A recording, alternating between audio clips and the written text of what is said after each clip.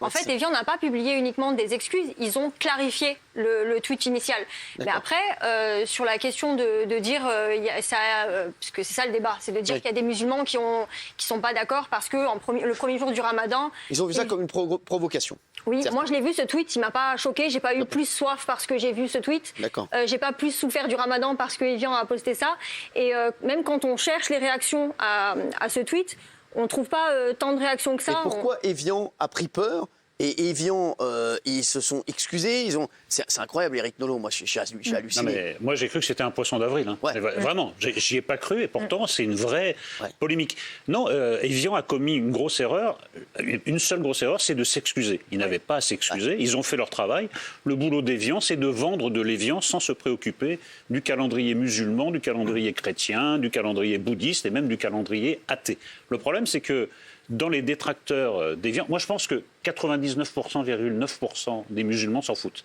Mais il y a une petite minorité active, qui est une minorité islamiste, et qui profite de chaque occasion, même des occasions aussi bizarres que ça, pour essayer de faire avancer la cause islamiste, c'est-à-dire de mettre la loi islamiste au-dessus de la loi de la République. Donc ce sont des activistes qui provoquent ces petites agitations de réseau. Éric, regardez, parce qu'il y a Gilles Verdez et Guillaume Janton qui, eux, pensent qu'Evian a bien fait de s'excuser. Pourquoi, Gilles?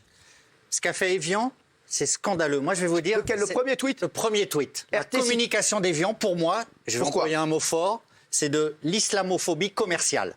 C'est-à-dire que vous faites exprès de taper, de provoquer, de taper sur les musulmans. Pour vous, ils ont fait ça sciemment. Ils le savent très bien, c'est sciemment. Et ils se foutent du bad buzz parce que c'est du buzz. Donc ils se disent, on y va, boum, on tape, premier jour du Ramadan. Il ne faut pas les prendre pour des gens stupides. Evian, c'est Danone, c'est un grand groupe. Ils savent très bien ce qu'ils font. Ils tapent sur les musulmans et ils voient que ça suscite une polémique, donc ils s'excusent. Ils sont obligés de s'excuser. Mais c'est scandaleux de faire ça. C'est pas du tout islamiste. C'est taper sur les musulmans, taper sur le Ramadan.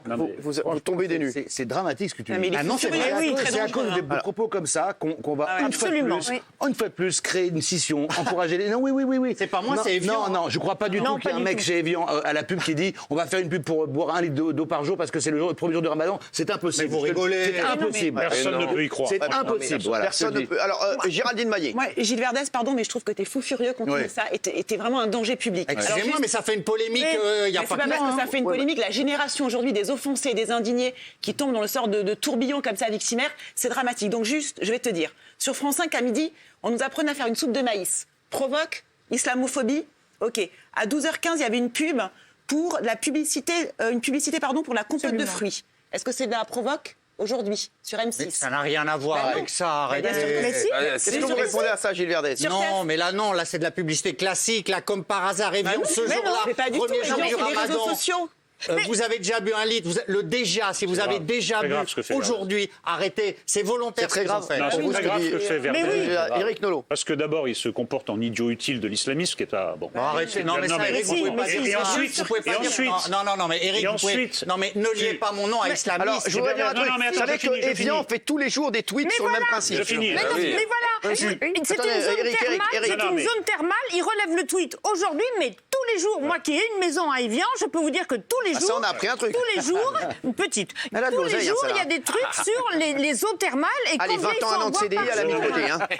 Verdez aggrave le sentiment de persécution des musulmans pour un motif en plus imaginaire. C'est déjà assez tendu en ce moment, il y a des polémiques régulières, il y a parfois des polémiques sur des bases réelles. Là, c'est une base complètement imaginaire et il y a des gens qui vont le prendre au sérieux. Tu as une responsabilité énorme quand tu sors des énormités pareilles. Ce n'est pas une énormité. Non, mais tu concours à la discorde nationale et même un jour à la guerre civile. Je regrette.